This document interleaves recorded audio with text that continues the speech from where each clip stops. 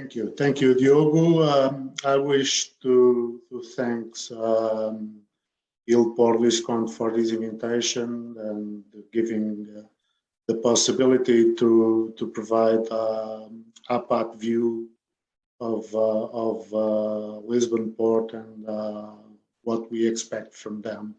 I have a short presentation that I'm sharing with you. Let me just okay.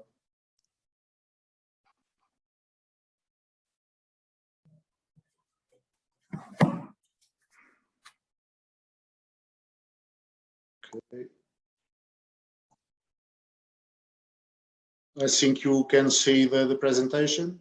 No. Not yet. No. No. Just a minute.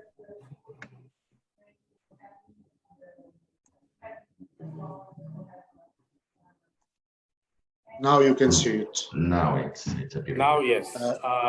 If you could be so kind to put it on full screen, thank you. Yes, yes. Let me. I think now it's okay.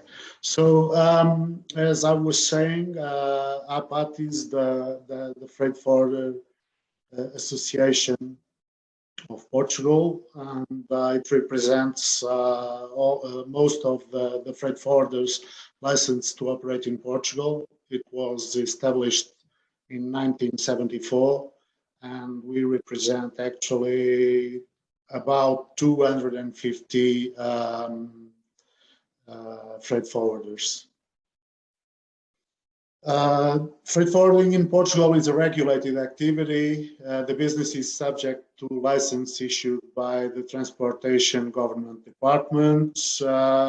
We have our main office in Lisbon, and we have a regional office at Porto.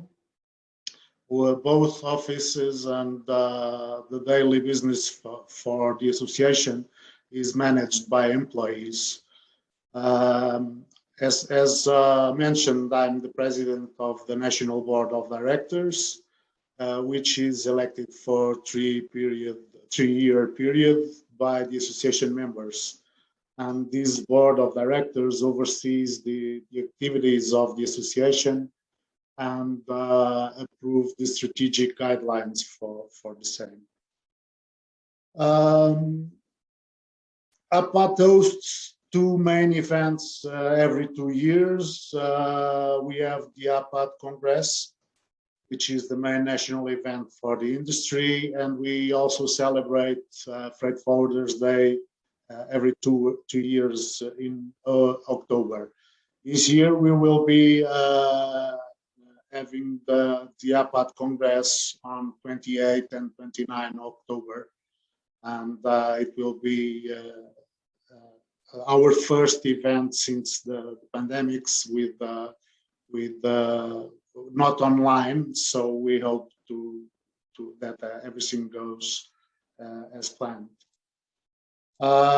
Internationally, we are member of PAIVA, and where we are members of Air Freight Institute and take seat on PAIVA Consultative Council and on the European Air Cargo Program Joint Council.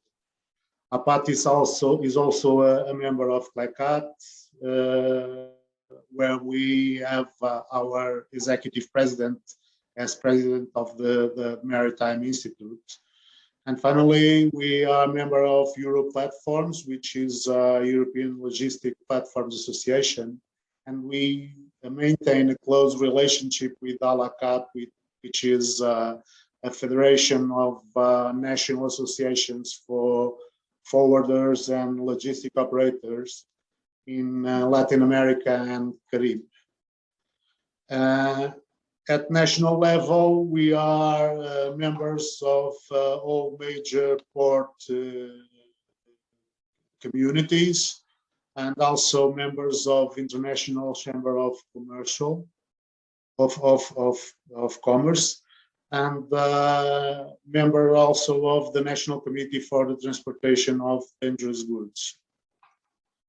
One of our main goals in APAT is to provide our members with vocational training, and therefore we are certified training center by the Portuguese authority. We are also an IATA exam center in Portugal, and we have a certification from the Portugal Civil Aviation Authority to provide training on aviation security courses. In 2013, APAT established the Excellence Award, which has a purpose to award the members who fulfill financial criteria as well as technical expertise and investment in vocational training for its employees. Usually around 50 members obtain the Excellence Award. I'm going to stop now the screen share. Let me just.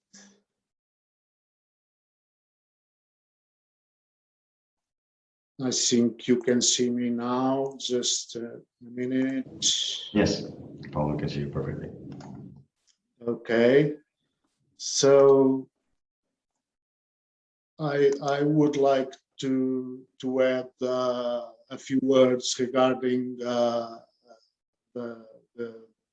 debate, this webinar. And for APAT, Lisbon Port is a fundamental element in the logistical ecosystem of Portugal. We feel that it has the potential to assert itself as a deep water port, serving an Iberian hinterland, but also asserting itself as a transshipment port, working together with the other main Portuguese ports. The country will have much to gain from a strong port of Lisbon acting as an engine of the economy, opening doors to global high-value chains that will choose to invest in flourishing, developed economy. We defend that the entire national logistical ecosystem must work with the same objective of increasing Portugal's connectivity, as this is the way to support international trade. As mentioned, APAT is member of the board of CPL, Lisbon Port Community, which one of the objectives set out in its bylaws is to protect the Port of Lisbon in such a way as to make it fundamental in the development of Iberian and transcontinental traffic, enhancing a transshipment and feedering platform. We cannot have a country paralyzed due to the lack of political initiative. We have the obligation to positively influence decision makers, but also all those who in one way or another rely on the logistical ecosystem, whether as job providers or as an enhancer of competitiveness in the products they trade globally, or in the logistics service they offer. For 12 years, the Lisbon Port suffered from constant labor problems. And we found stability and predictability on those problems. So in this context, the port community found a solution to the problem. The port has not yet reached the levels of the recent past, but it managed to have already revitalized a strong and reliable operation and managed to recover a lot of its activity. The hiring of new port workers contributed to this fact, as well as a new approach with the market and customers, ensuring that despite existing strikes, the port continues working normally. The truth is that in the last 2 years, Lisbon Port has continued to work, giving an effective response in maintaining connectivity and the supply chain. there are people who have stopped in time, but fortunately, Lisbon Port has not stopped and is now fully capable of responding to its direct customers, ship owners and shipping lines, and indirect customers, freight forwarders, shippers, exporters, and importers. Our expectation, APAT expectation, is to have in Lisbon Port a strongly consistent solution that is increasingly present in the global high value chains, contributing to a consistent and effective growth of the Portuguese and European economy. And that's about all we have. I have to say for now, and I'm open to any questions you may have. Thank you. Thank you, Paulo. Thank you again for your experience. I have a couple of questions, and I think that you, as a representative of forwarders and finally the shippers, what kind of liner services would you think that could be worth to have in Liscont, for instance? Which trades, for so to speak? Do you think North America, Atlantic? What's the focus you think that your clients are looking for?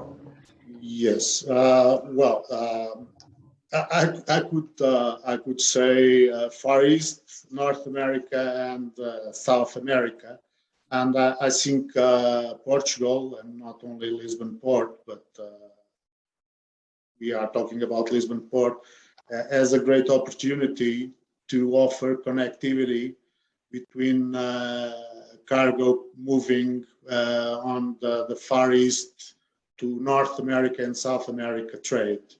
Of course, we can also offer that service to Europe, but I think the biggest opportunity is to have service to South America. Well, when I say South America, Latin and South America, and also North America as well, and by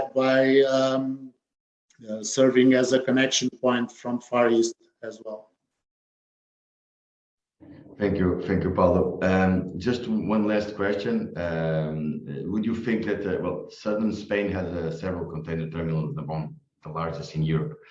Could Yilport Liscont become one of them in this case, as a competitor? In this case? Yes, if it takes the opportunities that are in the market. I think the main objective should be to provide services that find or shows that Liscont, for instance, is attractive to the high value, the global high value supply chain. That will be the key to the success of Lisbon Port and the Portuguese ports in general.